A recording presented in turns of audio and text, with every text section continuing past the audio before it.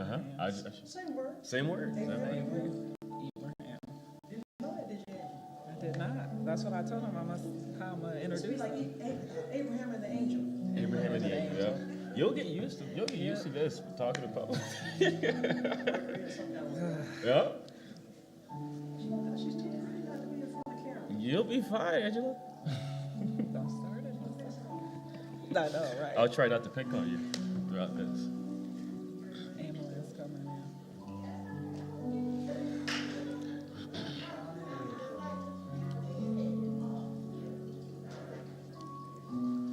Praise the Lord, everybody. Hallelujah. Amen. The Bible says this is the day that the Lord has made, and we shall rejoice and be glad in it. Today, all over this United States, we are celebrating Mother's Day. And so I want to wish all the mothers a happy Mother's Day. And for those of you that have who no longer have your mother with you physically, I know that you have her in your heart. And that's the most important thing. God gives us memories that we can keep, and nobody can take them away. Amen. Amen. Nobody can take them away. But again, I want to take a special time to, first of all, to recognize my oldest daughter. This is her first Mother's Day. Amen. And I know what it is to celebrate the first Father's Day. That felt really good. You only have one first, you know. Everything after that is, you know. I want to wish her a happy Mother's Day, and to my other daughter, happy Mother's Day. And to my daughter-in-laws, I want to wish you happy Mother's Day. And I was telling the congregation earlier that on Mother's Day is kind of it was kind of a mixed day for me because my wife and I would have a kind of a joke on Mother's Day and Father's Day, because I would always accuse her of trying to mother me. And I would remind her, you're not my mother. And then days she would remind me, you're not my father. Okay. So, but anyway, I would say happy Mother's Day to her anyway. You know, usually happy Mother's Day usually comes from the children to the mother. But again, so I do want to, in her absence, honor her as a mother, and all those that she mothered here in the church. We thank God for the time that she did do that. So we give praise and God for that. But today I've got something special for you. We were having our family enrichment, and we were blessed with four individuals that actually really blessed us. But one in particular, I'll say, was the ringleader. It was because of her that this all happened, and she happens to have one of my favorite names, House. Amen.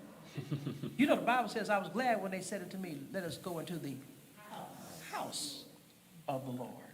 Amen. He told David, he says, I will build you a house. So now we don't have Sister Margaret House with us, and that's one of our beloved angels. But what we do is we have one of her daughters with us. Amen. Sister Angela House and Brother Abraham, which is like Abraham, it's just a different pronunciation. And so we're doubly blessed because we have Angela, which is derivative of angel, and then we have Abraham, which is like Abraham. And you know, it was the angel that talked to Abraham. The angel spoke to Abraham. And so what we're going to do is we're going to have Sister Angela introduce her assistant for today. And then after that, we're just going to put it in their hands, and they're going to share some information. We want church not just to be spiritual, because it's spiritual, it's supposed to be spiritual, but we also want it to be applicable. You do understand that before Jesus, after he gave the multitude spiritual food, he gave them physical food. He gave them something. And so we want to make sure that the church experience and covers all of that we minister to the total man. So without any further ado, it is my pleasure to present Sister Angela House. Amen? Amen. All right. It's in your hands. Thank you, Pastor. Glorious rising to everyone. Thanking each and everyone for giving us this opportunity to come out today. This is a time for fellowship, as Pastor always say. We appreciate everyone giving us our ears and listening to the information that we're trying to pass along in our community. We want to be a resource as well as give knowledge to our people, our community, and build relationships. So again, happy Mother's Day to each and everyone out there. I'm honored to still have my mom here and all the moms that raised up in the church that has been a mother figure to me as well. So I appreciate and love each and every one of you. Right now, I want to introduce Musa, who is my community officer literacy specialist. Excuse me. So what Musa actually does, we partner up together. We both are licensed to do literacy program throughout the community for free. So we have all this knowledge, all these resources that we can do a curriculum, subjects of any type of financial need that you have out there. We are available to offer that to each and every person individually, as a group, and just to share all the information to make sure that everyone has this knowledge and use us as that resource, as well as build long-lasting relationships with each and every one of you. So I will turn it over to Musa. Thank you, thank you. Guys, it is a pleasure to be here. Can we please clap for Sister House? She's the forerunner. There we go. She's a forerunner of this whole thing, you know. She has a heart for the community, and she loves to empower, you know, those around her. So you didn't necessarily tell them who we're with, but we're with Old National Bank. Have you guys ever heard of Old National Bank? Yes. I know there's a lot of banks out there: Chase Bank, BMO Harris, ABC Bank. You know, we're the best bank. Okay. Yeah. He said, okay. Yes. All right. Okay. So, but anyhow, one thing I do want to say beforehand is we are building a branch on West 38th Street of Moeller, right? Yes. West 38th Street of Moeller. And Angela here, Can I introduce? Yeah. So I'm sorry, you guys, I apologize. I am very nervous. Like this group setting, I know God's working through Pastor and my team to get me more on the face front of things because I'm behind the scenes. I set up everything behind the scenes, one-on-one, I do well. So I do apologize for not introducing myself. Like you said, my name is Angela House. I am the branch manager. I will be the branch manager of the West 38th and Moeller location. We do break ground on July 25th for our building.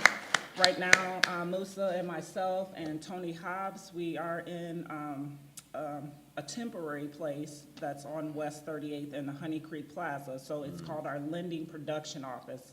So out of that office, we are capable of doing any type of loan from home equity, line of credits, refinancing, new mortgage, first home buyers, literacy classes, opening checking accounts, savings accounts, CDs, pretty much everything except for any transaction that handles cash that we can do in our temporary location. Right. So anytime any of you guys need any resources, whether you bank with Old National or not, I will always be a resource.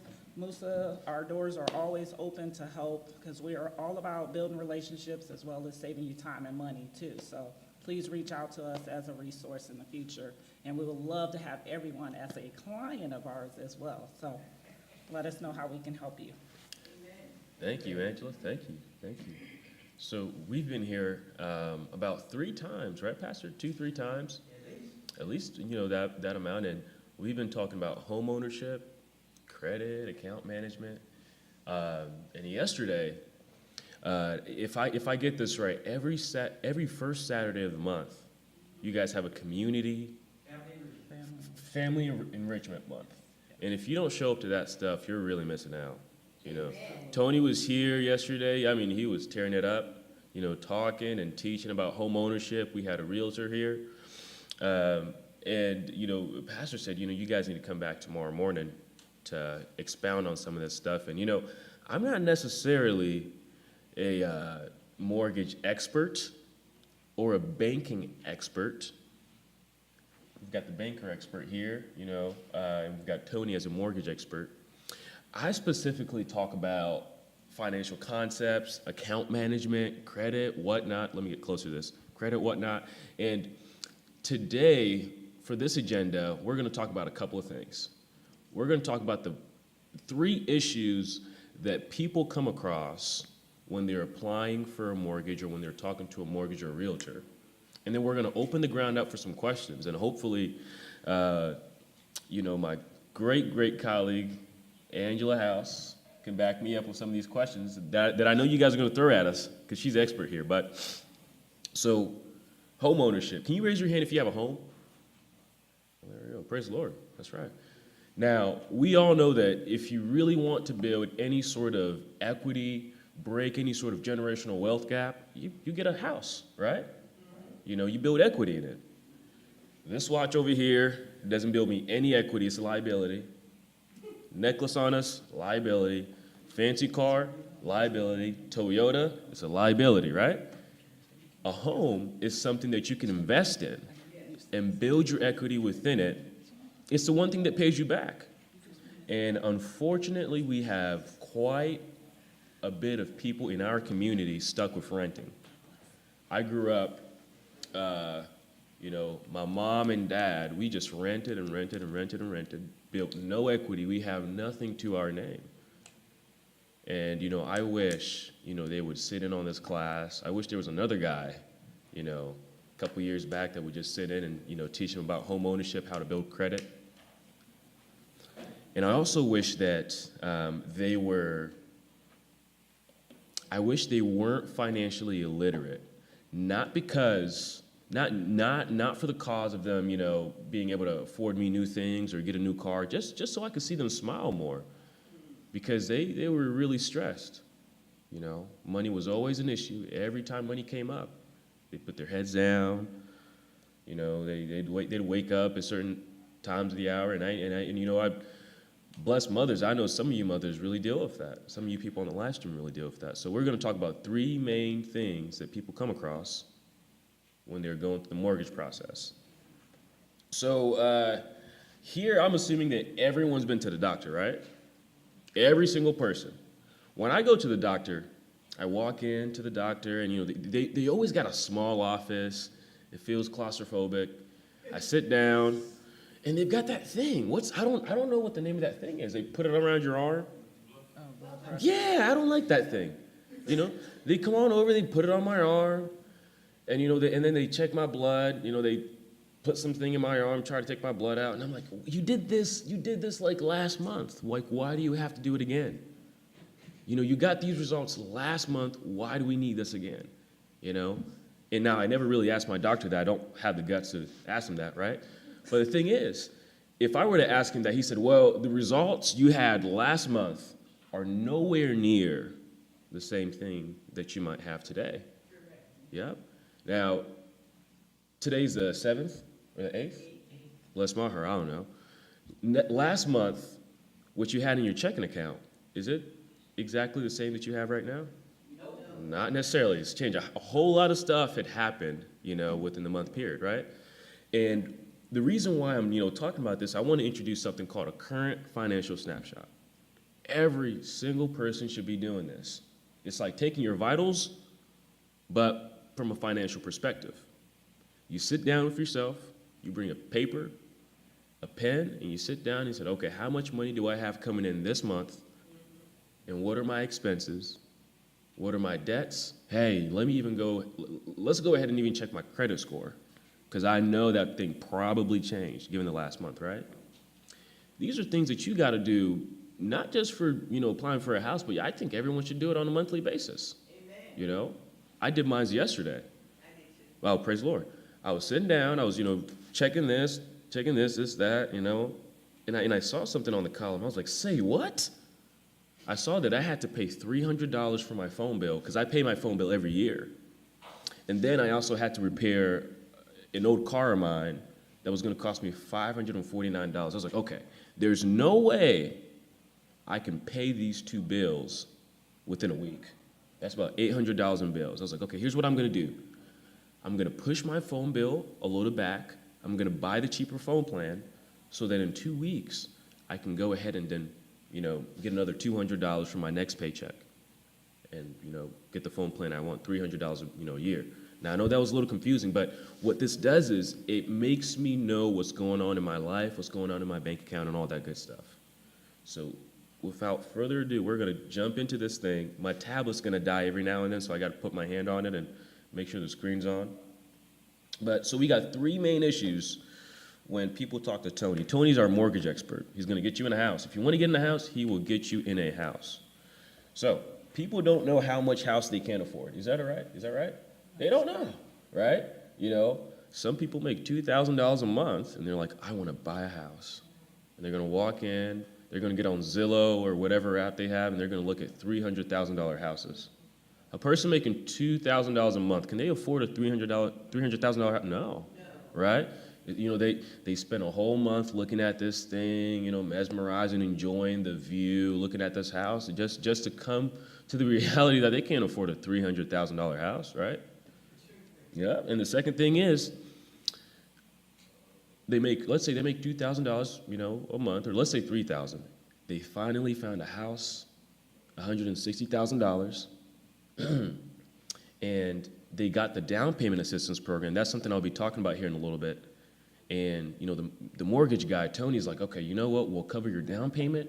We've got everything covered for you. All you need is closing costs, $3,000, $4,000. That's all you need to do, literally. And they go back, check their checking account, and they never really saved money to begin with, right? They don't have any money, you see. The second thing is people don't have money saved.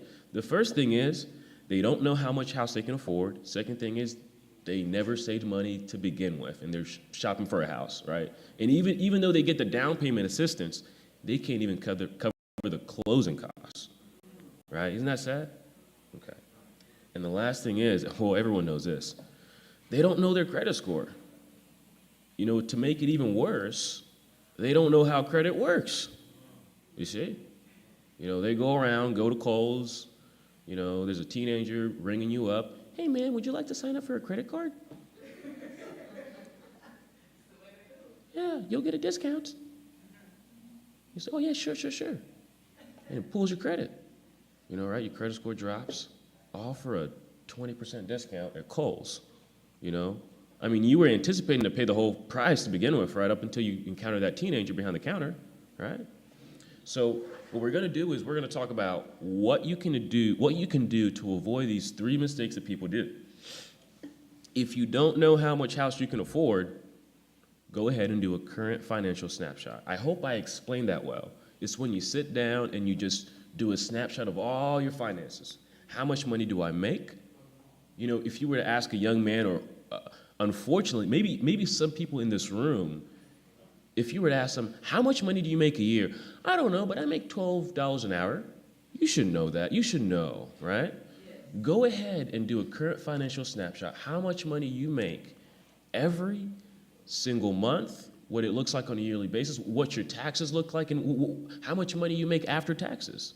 And then the general rule is your rent or your desired mortgage should be nothing more than 30%.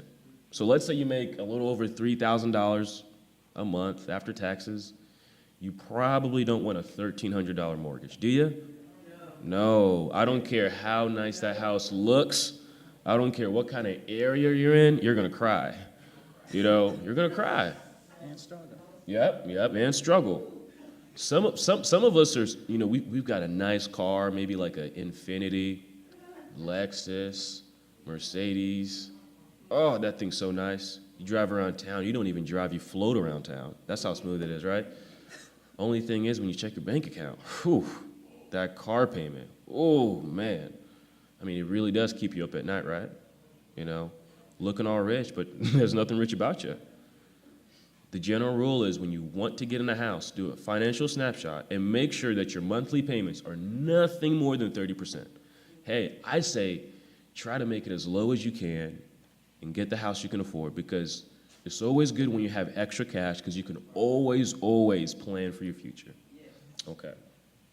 And the second thing is people don't have money saved. So Angela and I, we share an office with Tony Hobbs. He was a mortgage expert that was here yesterday. And we get to sit in on it. We don't sit in on his calls. He just talks so loud in the office that we hear all his conversations, right? That's really what it is, you know? And I said that, and I like to tell Angelo, you know, whenever we get this branch built, he needs to be the first person to get in office, you know, because he's that loud. Bless his heart, right? But I once overheard him talking to a client, and this lady, she got a mortgage, she got down payment assistance, she got Tony working alongside her, she got a good realtor. Everything was set. Only thing was she couldn't cover the closing costs. So she went around calling relatives, scrambling around for money, cash. I mean, God knows. Like, who knows what she could be doing just to get some cash? You don't want to put yourself in a position like that. Establish something called a sinking fund. I won't take too much time defining that. You know, if you were here last month, I did a whole talk about that. You know, you allocate a certain amount of your paycheck, your money, to go into a savings account, and you name that savings account what you want it to be. So, for example, I plan to buy a house within the next year. Do I have to do something? Do I have to be prepared in any certain way? How do I have to get prepared? Save money, right? You know, I'm not just going to sit down in 2023, oh, it's time to buy a house. It's not going to work that way, right? I'm going to have to say, okay, I guess I can't eat this many steaks like I usually do. And I guess I can't get this much. I can't go out this much. I have to save this certain amount because this is how much I want to have by 2023 for closing costs. This lady didn't do that. That's something you need to do if you want to get a house. And another thing is to figure out your payment history. Do we know what a payment history is? If you have a car, if you have a bill, any sort of bill, the payment history is just a record of how consistent you've been with your payments. And let me tell you this, the payment history is 35% of your credit score. Can you believe that? 35%. So if you missed a house payment, if you missed a car payment, that's going to hurt your credit score. The first thing you want to do is figure out what you're not paying. Hopefully there's nothing, hopefully you're on top of your stuff. But I'd also like to talk about a product that we have to fix this. It's called a CD Believer Loan. We push this out, for our clients that, need help building their credit score. And, if you have any questions, we'll, have that for the Q&A time, or you can just take our business cards. It's totally free. So build your credit score, your payment history. And the last thing, I really want to open up some room for some Q&As, because I know usually people have some good questions and they need to get answered, right? The last thing I would say is it's going to sound really exciting. You're going to love this. You're going to love this, to budget. Yes. Do we know what budget means? Usually when you hear the word budget, people they get a little ick, because it's been used as an abusive word for people, like you ask your dad, can I get some food? Can we go out? It's not in the budget, Just tear that stigma out. Actually budget. What budget means is just, how much you have coming in, you plan it out. Yep. And sister over here, it seems like she's been budgeting for quite some time, because she knows she could probably come up here and just, take over, right? But anyhow, those are the three big things that we come across when we're dealing with a mortgage client. And to end it up, before we open up for Q&A, our Old National Down Payment Assistance Program, if you were to come meet with us, you have an opportunity to get up to $9,000, $5,000, $5,000 to $9,000. I don't even know. What's the highest you can get? $9,000 if you buy a house within the Indianapolis community. And, if that money if it overextends, if it overcovers your 3% down payment, you can even put it towards gap insurance. And I even think closing costs too, you see. So this is a product that we'd just like to talk to you guys about. We want to increase home ownership in our community, because that's what really, really builds credit. Renting, my parents done rent all their lives, and they have no equity. But anyhow, thank you guys for having us, and we're going to leave some room for Q&A, and hopefully you guys don't put me on the hot seat for too long. So, yeah. I'd just like to say, for the down payment assistant, that is free money. You don't have to pay it back. why not take advantage of it, and that we're giving it out to build up the community, to make sure, like Musa said, we want everyone to have that dream of owning a home, and also just building equity and leaving a legacy. Like, we don't leave a legacy as far as in our community with our people as often as we should. We see a lot of GoFunds for funerals, or kids have to take over the debts of their parents that they were not, that's not the reason why they were born into this, but it's something that is passed along. So we are trying to stop, as we say, the generational, we want to build generational wealth for our community and show our kids and grandkids and great-grandkids what that's like, so that they can be in a comfortable position to start life off a correct way as well. That's right. We are opening the floor now for anyone that has any questions that we can answer at this time. We will be more than happy to do so. Good. I know somebody got a question for us. I know there's some questions on the chat too, right? Maybe. There might be.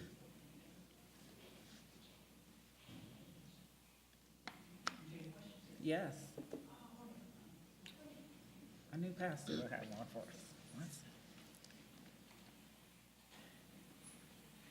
Yes, the other day I heard, we were discussing $9,000. That's right. Up What? to $9,000. Oh, up to $9,000. Correct. Okay, so I just can't come in and get the $9,000. You just can't come in to get it. You do have to qualify. I have to The qualify. qualifications of it, that you get $2,000 right off the bat, no matter where, as long as it has an Indianapolis address. $2,000 with an Indianapolis address. Indianapolis address, $2,000. Correct. Marion County. $5,000 if you are in a area that is minority area. We don't know those areas until you actually give us the addresses of the homes and pull up qualifications. So what the minority can be, 75% women, 75% men, black, white, whatever, it just has to be 75 minority. Okay. To get the $9,000, up to the $9,000 qualification, you have to be in a minority 75% or more neighborhood of African Americans. Okay, now, and this is first-time buyers only? This one is for first-time home buyers, but if you haven't bought a home within the last 3 years, you still qualify for this grant. So if you bought a home 3 years ago and it's coming up on 4 years, you can qualify for up to $9,000. Now, does it matter the Assisted. value of the house?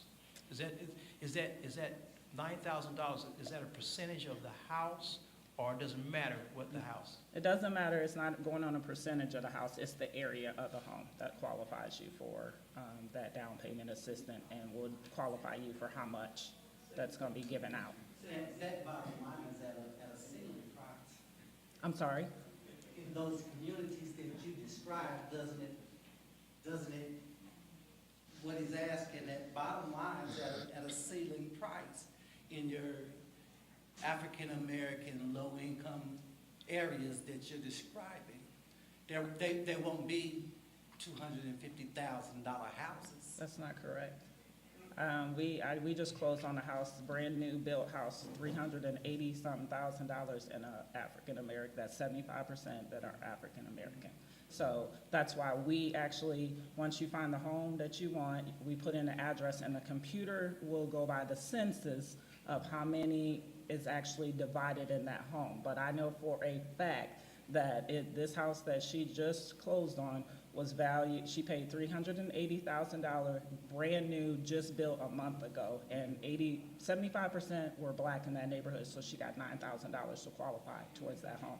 In regards to the benefit of acquiring the $9,000, what could you give me a number in regards to, again, the communities described, an average closing cost number? Would the $9,000 cover the closing costs? That's a great question. And that all, again, depends upon the address. Far as the one that I know of, that I was just speaking of, for example, That one closed all of her closing costs on that for her. And she didn't have to come out of pocket for nothing, because the 9,000 covered all of the closing costs, so yes. And there could be an incident, just to let you know that you do still have to come out of your pocket, because there's earnest money that you have to put down that's out of your pocket up front, and that's to hold that property, to say in good faith that you are looking at this home, you are trying to get finance to purchase this home. Now, how does this affect, or is there an age that you can't qualify for? You know, it's evident somebody's 70 years old, they're not gonna get a 30-year mortgage. So is any of that a factor in these loan considerations, how old the person is, or it's just based on their income? It is solely based upon their income. The young lady that I was speaking of, I think she's 68. Oh, wow, she's young, okay. And you do have the option, because they are we have conventional and FHA. You can go 15, 30 years. It's what your payments and what you're comfortable with. So you don't have to take out a 30-year mortgage. So it's all, again, based on what your affordability, what you can afford to pay for, and what's gonna fit in the budget, and then also the area, again. Okay, now, and the other question I have is, a lot of people, especially in our communities, feel that you have to take a 30-year mortgage. And could you talk about the actual difference in the monthly payment between a 30-year and a 15-year mortgage in general? I can kind of give you a general This was of a that, general. because I don't have my computer, and the rates, of course, they are going up, they have went up. But as far as the difference, the payments is gonna be a little higher, of course, and you're generally looking at about 150 to 200. This is an estimate, so don't hold me to this. And the reason why is because of the fact, of course, you're lessening the years, but overall, what you're looking at is you're gonna save probably about 6,000 to 7,000 interest, or more. Even if, I tell people, even if you do go with a 30-year, what you can always do, if you can, every extra money, double up on your home payment, or pay one payment a year will knock 5 years off of your mortgage. Just one single extra payment on your home will knock 5 years off. So even if you can't do a 15 years, there's ways that you can pay your house off within a 15-year period, even though you're doing a 30-year. So extra payment once a year, put in extra, if you have, everyone gets a bonus or has some extra money that's coming in, put that money down on your home to pay that down, because what it's doing is paying down the interest. Overall, 30 years of that interest, you're knocking that principal payment out of the way, and it's going down a lot quicker compared to just making your minimal payments over the 30 years. So a lot of people like the option of having that low payment. So yes, take out a 30 years so you can get that low payment, but don't think of it as if you're paying $400 a month. If you can pay $500 or $600, pay the $600 off. You still have that 30-year with that low payment, that if something comes up next month, I can still make my minimum payment and I'm gonna be okay. The following month, if I can make $500 or $600, I'm gonna have my house paid off within a 15, 17-year compared to a 30-year, if that makes sense. I have two questions, if you'll indulge me. The first question is the $9,000 grant, from what entity is that coming from? That is actually provided by Old National Bank. Okay, We do provide that okay, for the community. okay, wonderful. And the second question is, in regards to generational wealth and equity, even in your, excuse me, your proverbial $300,000 house, purchasing a home to simply live in is equally, personally, a liability, such as purchasing a car, unless you're utilizing that home as a cash flow property, such as a rental, or maybe even just flipping.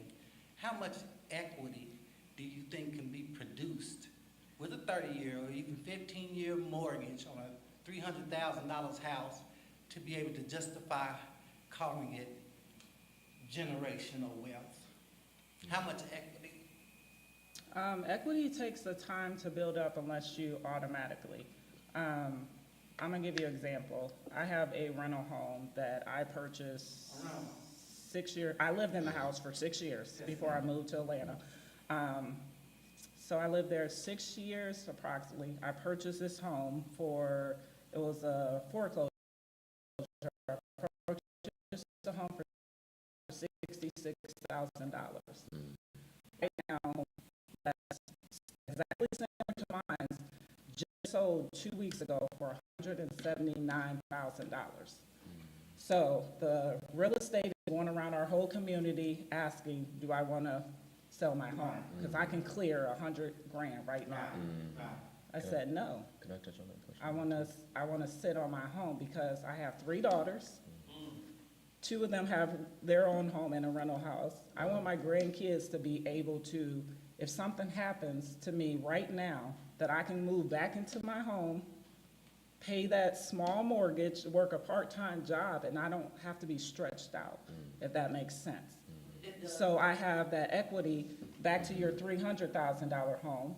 That house itself, what the market is going for, she moved in with $20,000 in equity on that $300,000 home because what the market is and what she paid for the home. Property values continue to grow, so will Yes. the profit from equity. And the property value will go up and down. No question. It's a housing war right now.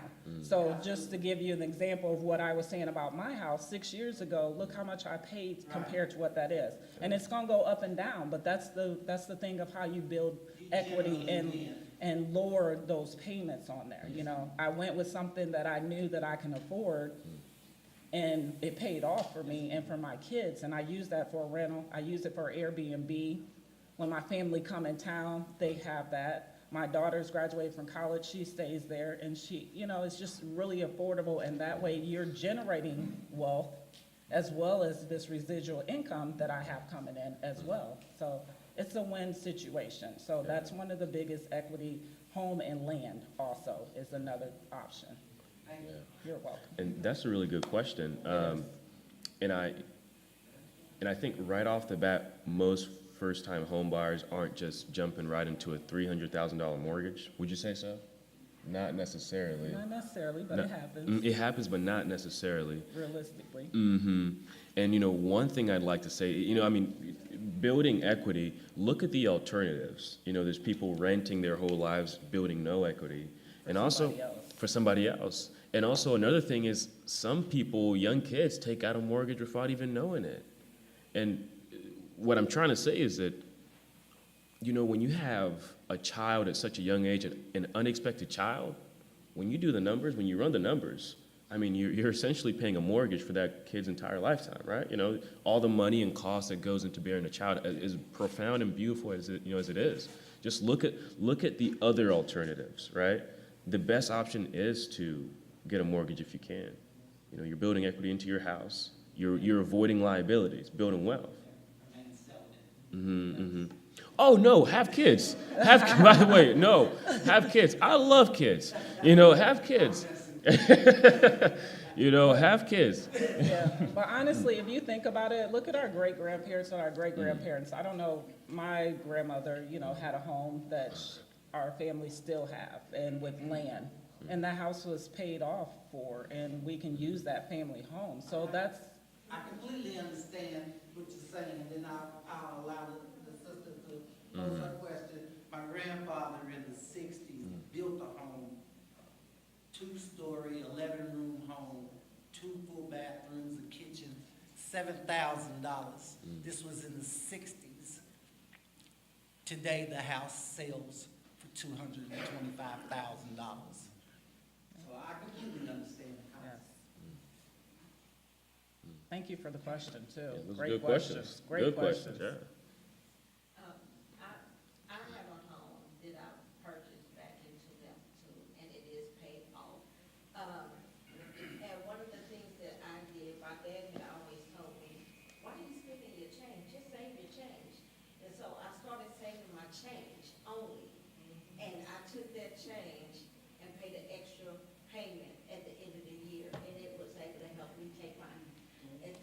30-year mortgage, you get it paid off early. And I just wanted to mention that, and, what you were saying about keeping your home and not getting rid of it. I got people calling me constantly. They call my job asking if I will sell my house and everything like that. I've gotten married and I've lived somewhere else, but I'm fixing that home up now for my mom, so that she will be able to live there. So I understand. Well, congratulations, first of all. And Congratulations. let us know if we can ever help you on the home equity line of credit, since you're looking to fix up with a low interest rate too. So that'll be something I'd like to discuss with you for your mom. Okay? How is someone, who owns their property outright, how could they, and if in fact could they benefit from Old National Bank and acquiring monies upwards to $9,000 in the form of a grant? Okay, let me make sure I understand you right. So you own the home, it's paid in full, correct? But I want to get in bed with Old National and get my hands on some of $9,000. Let's say for home renovations. Okay. So one, far as the $9,000 grant, that is only towards the purchase of a new home for that. No refinancing opportunity? No refinancing with down payment, but we can do refinancing. One thing that I was gonna mention to you as well, we do have a home equity line of credit. Right now, our rates on that one for the first year introductory, it can start as low as 1.99 for 10 years. After the 12-month introductory rate, it goes to 2.74 annual percentage rate for 10 years. Yesterday, like I told everybody else, where are you gonna go and get a home equity line of loan for that low? Can I get from It all depends on the home, and that's something that we have to figure up for you. I use mine to pay my daughter tuition. She's graduating next Saturday, thank God. I paid for that with a very low interest rate, paid it off. It's tax deductible, so you get a lot of great benefits on top of a low mortgage. And that money is always available for 10 years. So you don't pay anything if it's at a zero balance. You only pay when you use it. So that is a great emergency fund to have when you want to fix up, buy any type of refrigerator, stove upgrades. I had somebody use theirs to buy their kid a new car. So with that low annual percentage rate that's offered, you can use that money free of charge. It's just basically you can write a check, you can use a debit card to use it, or we can just transfer the money right into your checking account and you'll use the funds on that. fees, the annual interest? The annual interest is, yep, will be the fees on that actual HELOC, yes. Financing of a home. So you pretty much, I don't know any other bank in Indiana that's offering a $299 closing cost, Old National Bank. except for Old National, right now.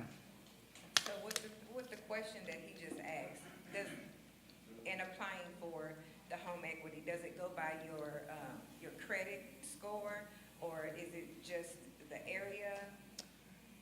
Great question, and I did not cover that, and I do apologize. So yes, it does go by your credit score. It does not matter what area you're in, it's just mostly credit score. So normally, for the home equity to qualify that, it normally has to be 620 to 640 credit score. And then the equity in your home, of course, will be the collateral that's on that line for you to use. Okay, guys, your turn. Great questions, you guys. I appreciate this interactive. Like, I'm excited that everybody's just taking the opportunity so we can all just learn together and be a resource and tool. Any other questions that we can answer? I definitely will give everyone one of my cards. I have some of Tony's cards, Musa. So like I said, if any questions arise tonight, tomorrow, a year, please reach out to us. We're always, our lines are always open and we're ready, available for everyone. Yeah, she's got everybody's business. I don't even carry my business card. She got mine. You know, she just carries them around. Yeah. Thank you, guys. Thank Any you. other questions? I know we're about.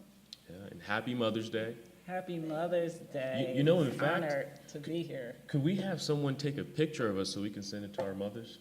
Say, oh, hey, Mom, look, we're here. was gonna say, I don't even know where my phone is. My phone is, sister, there's, yes. Okay, Oh, thank you. thank you, sir.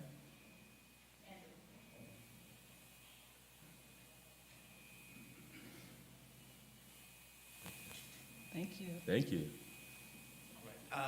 One of the things I would like you to address is there are parents that have taken out loans and who have used credit cards, because some people don't know this loan versus that loan, that there's a difference in a credit card loan. And I guess what I want you to address is how they can use the equity in their home, since the home values have gone up, correct?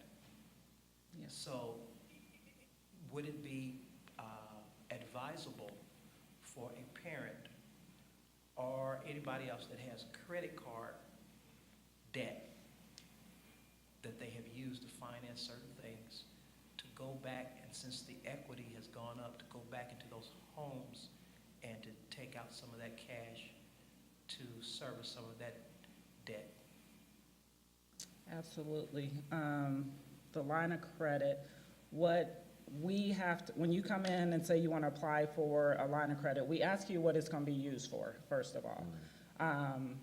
There is an option to say other, because technically we're not supposed to use a line of credit to pay off other debts in our sense. But what you do with the money after you get it, that's your business, you know? So I always tell everybody to say that you're going to use this for a vacation or other, whatever it is, and then once you get the money, it's in your account. You pay off whatever you want, because like I said, I used it for tuition, I've used it to fix up my house, so it's always there. I've used it to get stainless steel appliances.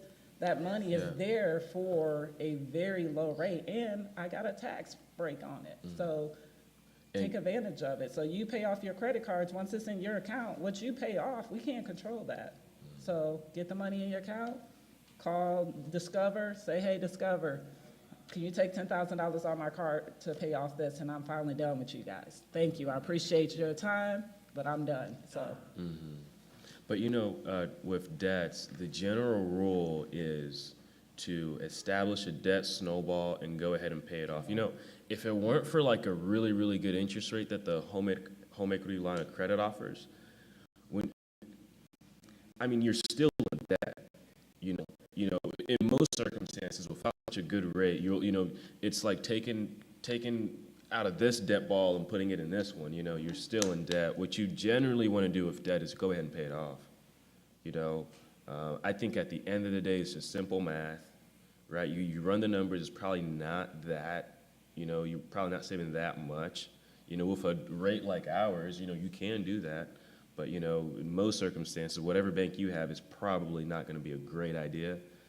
I'm just saying, just go ahead and pay it off, just cash. So what If we you talking can. about, the difference between If you can, right? the higher interest rates and what equity lines tend to offer? What kind of difference, what kind of spread are we talking about typically? Now, you said the home equity, and what was the other comparison? I'm sorry. Just the other market ones. Yeah. The other market ones, you're looking at, like, if you go refinancing, I don't have the sheet, so I'm just estimating this. It's right now in the high fives compared to 2.74. So that's half of what you are paying for refinancing. On top of every time you refinance, you're gonna have to pay some type of closing costs. Right. So that's more money out of your pocket that you could have used to pay on a credit card off or pay some debt off with Right. that. Okay. So it's all math. That's It's It all. math. is, it's a lot of math, Yeah. a lot of math and a lot of, I would say terms. Yeah. Because 10 years line of credit compared to 30. I wouldn't advise anyone to refinance their home and refinance some credit card debts and that. Why do something for 30 years when you can do it for 10 years Yeah. or pay that off? So, and I have had people that do that because that was their only option to get out of that, but I would not advise that. And then the other thing, I don't think a lot of people understand, and I hope you can address, there are a lot of people that when they purchase a home, whether it's a new home or whatever, they will buy with the home, in that home loan mortgage, they will purchase the refrigerator, the dishwasher, those type of appliances that usually don't have a 30-year life, but now it's being paid for with 30 years. Do you see a lot of that, or do you advise people, listen, don't put that in there, or? Me personally, I haven't seen that, but I have heard of incidents that it does happen. So that's something that you get a good realtor to make sure that that's negotiated somehow in there, that if that seller is really hungry to sell, they're gonna do pretty much anything that you guys can compromise to say, you know, I need a dishwasher to be in here when I move in. If not, then I'll have to find other ways. And then again, Tony, my mortgage person, that's where he will offer something to say that, you know, if you can go, after we close you, get a home equity line of credit and use that to make some of those expenses for the home to upgrade it. Because that's also building up your equity that way compared to. And how long is that equity line open for? 10 years. So if you close it out before the 10 years, there is a penalty of $350. So what we tell people is just leave it at zero, because Say it again, a penalty of $350? $350 early close termination to terminate it. But most people, we just tell them leave it at a zero balance, because right now you may be good a year, but we can't predict what's gonna happen 5 years, 7 years down the road. We need that money. And you're not paying on it. Only time you pay on your home equity line of credit is when you actually are using it. Okay. So if it sits for 10 years, you never pay on it, you're not losing anything. Now, how does having that equity line open affect your credit score? Is It positive, actually negative? helps. For the first time when you do it, it's gonna be a hit like anything else, because we do check your credit. But after that, it's building up history. So the longer you have it, it's gonna be reported to all 3 credit bureaus to actually show that you have this line of credit that's been open for how many ever years, up to the 10 years. So anytime you building history in your credit, that is, 30? Remember, 35% of your 35% credit score, of your that's credit history score. alone, payment history, 35%. So it's always a win for you the longer, for anything, any of your credit cards, when you pay them off and you've had them for years, don't close them out. Leave that, because that's helping your history. Even every once in a while, I tell people, go buy a bottle of water just to put on there and pay it off, seriously, so that if you use it every blue moon, once a year, just because you want that history. The longer you have a card, the better it's helping your history to keep it leveled out, and also keep helping you build, and the credit bureaus But look what at I'm, that. but what I'm lenders. hearing you say is use it every now and then to keep it open, because they'll close it out if you don't. Yes, they will. Majority of them will if you're not using, because it's a computer-generated thing. The computer's like, oh, he hasn't used this in 3 years, let me go ahead and close it out. So, like I said, just a real small purchase on there. Same thing, you know, with kids, if you're building your credit, I tell people, use under 10%.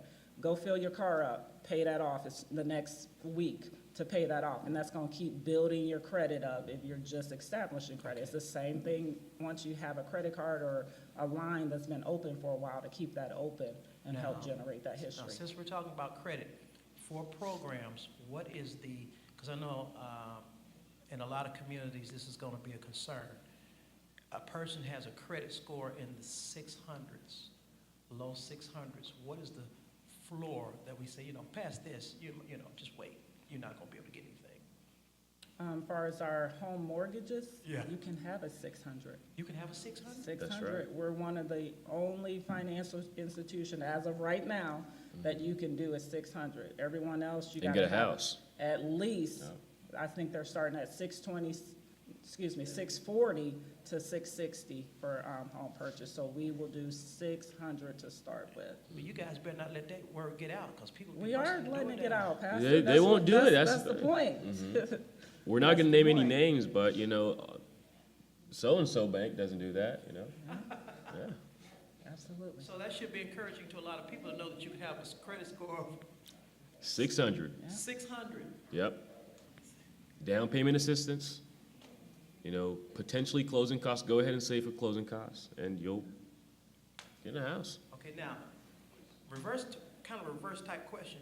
How hard is it, I should say, to raise your credit score from a 600 into a 700? What has to be done? What kind of time are we looking at what has to be done to get you from that point to that point? Because money's cheaper the higher the score, correct?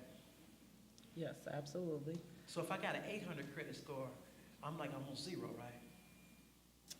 Not necessarily, Not necessarily? Okay. because of the fact of you have an 800 credit score, but if your debt to income is very high, you're not accomplishing anything, because all you're basically doing is just trying to stay afloat of keeping your credit score at 800. You're not building anything and you're not showing. So a lot of lenders like to see your credit limit stay about 30% usage of credit cards or any type of loans on that. So So in the other words, lower- you're saying that that credit score, as you were saying, doesn't really tell all of the story that needs to be told Correct. in the decision of whether or not they're gonna get the money. Well stated, yes, it does not Right. tell So- all the story. That's why we have Tony, who will gather, he'll ask for so many documents. He's gonna be able to run, Tony is a specialist, so I'm just trying to give y'all little bits and pieces of this.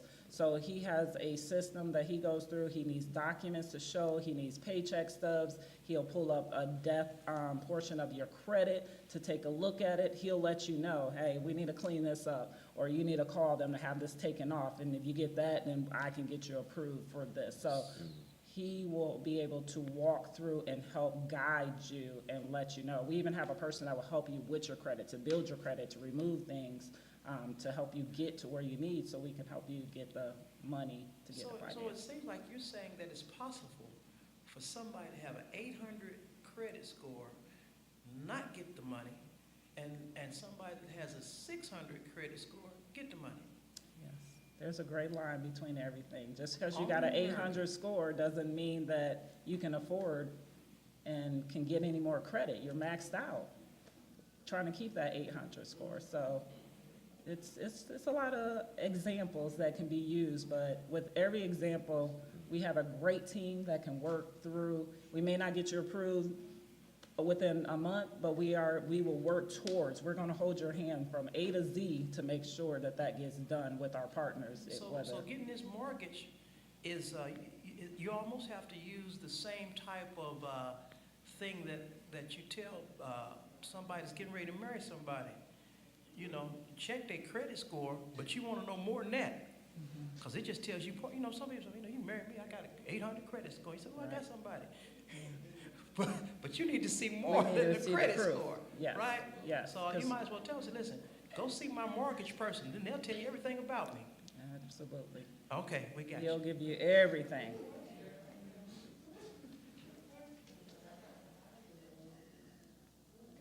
A lot of people thought the higher it was, the okay, you're okay. Not necessarily. Not necessarily. I mean, I've seen people, like I said, that have 759 credit and their DTI was like debt to income, sorry, I'm using acronyms, they were maxed out. They couldn't get any more money. They can't get any more loans because they can't afford it. They're barely keeping afloat to keep that 800 Yep. credit score. So just because you have a high credit, you can't afford to pay for a home and every other debt that you have out there.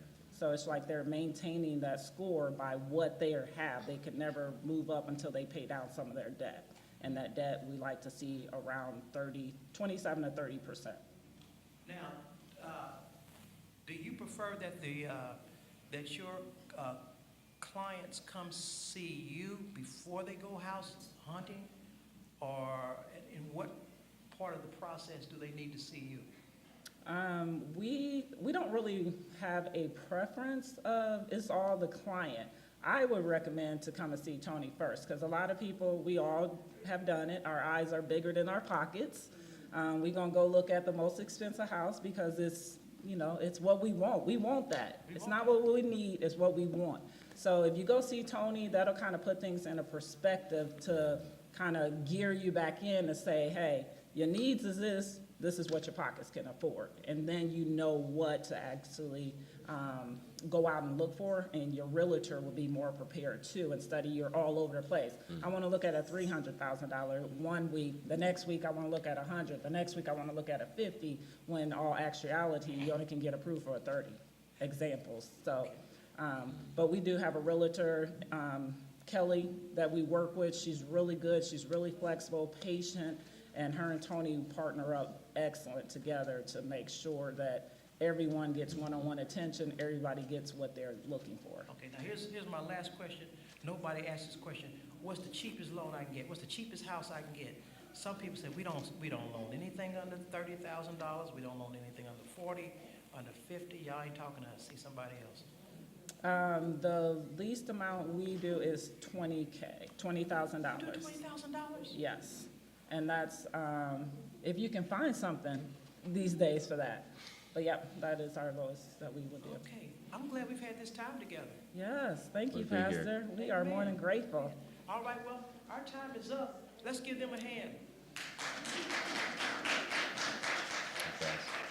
I didn't know that. I would've came and got $20,000 for y'all. Well, Pastor, come and see us. You got know your now. Information. Okay, all right, remember, now, this is a minority area right now. Absolutely, right So now. anybody in this area would qualify possibly for up to $9,000. Free money. Free free money, money. $9,000. Does that make In this sense? area. Can y'all say free? Free. That's what I'm Free. talking about. Yeah. All right, please adjust yourselves, go downstairs, have something to eat, and be